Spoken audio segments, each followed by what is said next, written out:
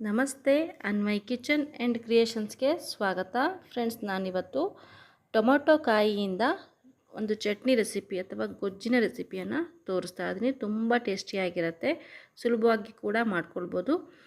ಇದು ದೋಸೆ, ಚಪಾತಿ ಮತ್ತು ಬಿಸಿ ಬಿಸಿ ಅನ್ನದ ಜೊತೆಗೆ ಕೂಡ ತುಂಬಾ ಟೇಸ್ಟಿಯಾಗಿರುವಂತಹ ರೆಸಿಪಿ. ತುಂಬ ದಿಢೀರಾಗಿ ಕೂಡ ನೀವು ಮಾಡ್ಕೊಳ್ಬೋದು. ಯಾವ ರೀತಿ ಮಾಡೋದು ಅಂತ ನೋಡೋಣ. ವಿಡಿಯೋ ನೋಡೋದಕ್ಕೂ ಮುಂಚೆ ಚಾನಲ್ಗೆ ಸಬ್ಸ್ಕ್ರೈಬ್ ಮಾಡದೆ ನೋಡಿದರೆ ಸಬ್ಸ್ಕ್ರೈಬ್ ಮಾಡಿಕೊಂಡು ಸಪೋರ್ಟ್ ಮಾಡಿ. ಮೊದಲಿಗೆ ಒಂದು ಬಾಣಲೆಯನ್ನು ಬಿಸಿಗೆ ಇಟ್ಕೊಂಡಿದ್ದೀನಿ. ಬಾಣಲೆಗೆ 2-3 ಒಣಮೆಣಸಿನ್ಕಾಯನ್ನು ಹಾಕ್ಕೊಂಡಿದ್ದೀನಿ. ಗುಂಟೂರು ಮತ್ತು ಬ್ಯಾಡಗಿ ಎರಡೂ ಕೂಡ ಹಾಕ್ಕೊಂಡಿದ್ದೀನಿ ನಾನು. ಅದಾದ ನಂತರ ಒಂದು ಅರ್ಧ ಚಮಚದಷ್ಟು ಜೀರಿಗೆಯನ್ನು ಹಾಕ್ಕೊಂಡು ಅದನ್ನ ಹುರ್ಕೊತಾ ಇದ್ದೀನಿ. ಯಾವುದೇ ರೀತಿ ಎಣ್ಣೆ ಎಲ್ಲ ಏನು ಹಾಕಿಲ್ಲ, ಡ್ರೈ ಆಗಿನೇ ನಾನು ಇದನ್ನ ಹುರ್ಕೊತಾ ಇದ್ದೀನಿ. ಜೀರಿಗೆ ಸ್ವಲ್ಪ ಕೆಂಪಾದಮೇಲೆ ನಾವಿದನ್ನ ತೆಗೆದು ಮಿಕ್ಸಿ ಜಾರಿಗೆ ಹಾಕ್ಕೊಂಬಿಡೋಣ. ನಂತರ ಕಟ್ ಮಾಡಿರುವಂತಹ ಟೊಮೆಟೊ ಕಾಯಿಯನ್ನು ನಾನಿಲ್ಲಿ ಹಾಕ್ತಾಯಿದ್ದೀನಿ. ಇದಕ್ಕೂ ನಾನೇನು ಎಣ್ಣೆ ಎಲ್ಲ ಏನು ಹಾಕಿಲ್ಲ. ನೀವು ಎಣ್ಣೆ ಹಾಕಿ 1 ಸ್ಪೂನು ಹಾಕಿ ಫ್ರೈ ಮಾಡಿಕೊಂಡು ಕೂಡ ಮಾಡ್ಬೋದು, ಅಥವಾ ನೀರು ಹಾಕಿ ಬೇಯಿಸಿ ಕೂಡ ಮಾಡ್ಬೋದು. ನಾನಿವತ್ತು ನೀರಿನಲ್ಲಿ ಇದನ್ನು ಬೇಯಿಸಿಬಿಟ್ಟೇ ಮಾಡ್ತಾಯಿದ್ದೀನಿ.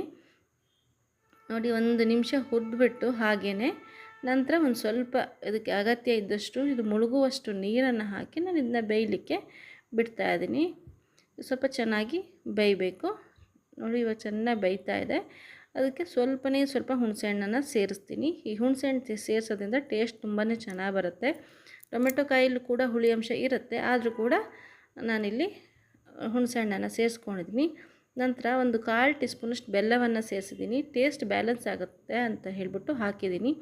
ಹಾಕಿದ್ರೆ ತುಂಬ ಚೆನ್ನಾಗಿರುತ್ತೆ. ನೋಡಿ, ಇವಾಗ ನೀರೆಲ್ಲ ಡ್ರೈ ಆಗಿದೆ.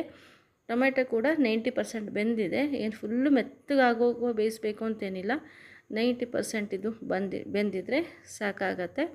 ಇದು ಆರಿದ ಮೇಲೆ ಅದನ್ನ ಮಿಕ್ಸಿ ಜಾರ್ಗೆ ಹಾಕ್ಕೊಳ್ಳಿ. ನೋಡಿ, ಈ ರೀತಿ ಮಿಕ್ಸಿ ಜಾರ್ಗೆ ಹಾಕ್ಕೊಂಬಿಡಿ.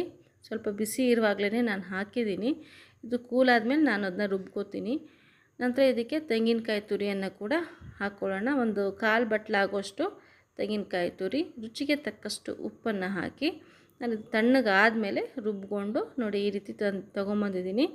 ಇದು ಸ್ವಲ್ಪ ನುಣ್ಣಗೆಲ್ಲ ಆಗಬೇಕು ಅಂತೇನಿಲ್ಲ, ಸ್ವಲ್ಪ ತರ್ತರಿಯಾಗಿ ಇರಬೇಕು. ತುಂಬ ನುಣ್ಣಗೆ ಮಾಡಿದ್ರೆ ಚೆನ್ನಾಗಿ ಆಗೋದಿಲ್ಲ. ಅದಕ್ಕೋಸ್ಕರ ನೋಡಿ, ನಾನು ಈ ವಿಡಿಯೋದಲ್ಲಿ ತೋರಿಸ್ತಿದ್ದೀನಲ್ಲ, ಆ ರೀತಿಯಾಗಿ ಇದ್ದರೆ ಕನ್ಸಿಸ್ಟೆನ್ಸಿ ಸರಿ ಹೋಗುತ್ತೆ. ತುಂಬ ನೀರಾಗಲ್ಲ ಮಾಡ್ಕೊಳ್ಬಾರ್ದು. ಇದಕ್ಕೆ ಒಂದು ಒಗ್ಗರಣೆಯನ್ನು ಹಾಕ್ಕೊಳ್ಬೇಕು. ಒಗ್ಗರಣೆಗೆ ಸಾಸಿವೆ ಮತ್ತು ಒಣಮೆಣಸಿನ್ಕಾಯಿ, ಉದ್ದಿನಬೇಳೆಯನ್ನು ಹಾಕಿ ಎಣ್ಣೆಯೊಟ್ಟಿಗೆ ಒಂದು ಒಗ್ಗರಣೆ ಮಾಡಿಕೊಂಡ್ರೆ ನಮ್ಮ ಟೊಮೊಟೊ ಕಾಯಿ ಗೊಜ್ಜು ರೆಡಿಯಾಗತ್ತೆ. ತುಂಬಾ ಚೆನ್ನಾಗಿರುತ್ತೆ. ಖಂಡಿತ ಈ ರೆಸಿಪಿಯನ್ನು ಟ್ರೈ ಮಾಡಿ ನೋಡಿ. ವಿಡಿಯೋ ಇಷ್ಟ ಆಗಿದ್ದರೆ ಖಂಡಿತ ಲೈಕ್ ಮಾಡೋದನ್ನು ಮರಿಬೇಡಿ. ಇದನ್ನ ನೀವು ಬಿಸಿ ಅನ್ನದೊಟ್ಟಿಗೆ 1 ಸ್ಪೂನ್ ಕೊಬ್ಬರಿ ಎಣ್ಣೆ ಹಾಕ್ಕೊಂಡು ಕಲಿಸ್ಕೊಂಡು ತಿಂದರೆ ಸಖತ್ತಾಗಿರುತ್ತೆ. ಅದ್ರ ಜೊತೆ ಮತ್ತು ದೋಸೆ, ಚಪಾತಿಗೂ ಕೂಡ ನೀವು ಇದನ್ನ ಚಟ್ನಿನ ಬಳಸ್ಕೊಬೋದು. Thank you for watching.